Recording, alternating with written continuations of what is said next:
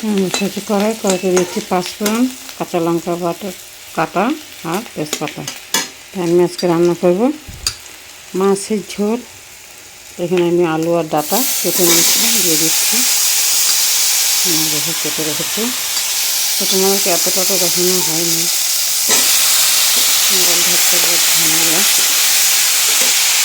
আর actually বানাবো করে ভাবছিলাম না ভিডিওটা, আমি একটু বানিয়ে নিই, একটু বন্ধুদেরকে দেখাই। আলু আর ডাঁটা দিয়ে এরকম মাছের ঝোল করলে খুব খেতে ভালো লাগে। করছি আমি তো একটু নাড়াচাড়া করে ভেজে নিয়েছি। আলু আর ডাঁটাটা একটু ভাজা ভাজা করে নিলাম, বেশি একটা ভাজিনি। এখন আমি দিয়ে দিচ্ছি এখানে পরিমাণ মতো সব মাছ, হলুদ গুঁড়ো, এক চামচ জিরা গুঁড়ো, ধনিয়ার গুঁড়ো, সব মশলা দিয়ে দিলাম। আমি আর কিছু মশলা দেবো না, এখন একটু ভেজে নেব। এখন দিচ্ছি পরিমাণ মতো নুন।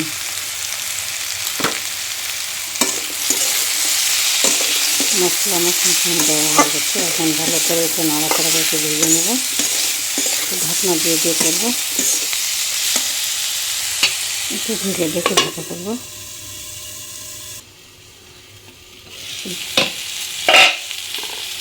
আমি আরও 2-3 বার নাড়া দিয়েছিলাম। হয়ে গেছে আমার মশলাটা পুরো ভাজা। মশলাটাকে ভালো করে ভাজা রান্নাটা এত স্বাদ হয়। পুরো ভাজা ভাজা হয়ে গেছে, দেখতেই পাচ্ছি। আমি এখন কি দিচ্ছি এটাতে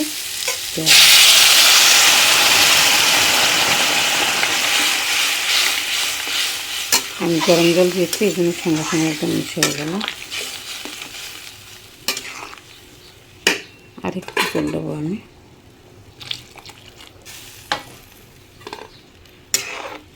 এখন এটাকে ঢাকা দেবো একটু সিদ্ধ হওয়ার জন্য।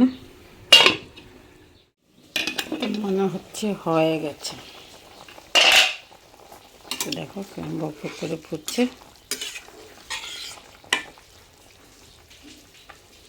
দিয়ে দিচ্ছি মাছ।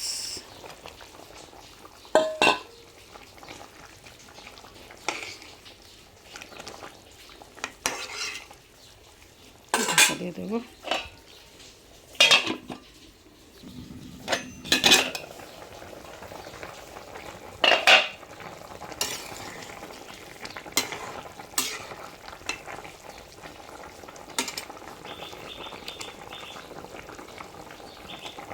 ধন্যবাদ পাতা করছি। তো দেখতে পাচ্ছ বন্ধুরা, এটা হয়ে গেছে।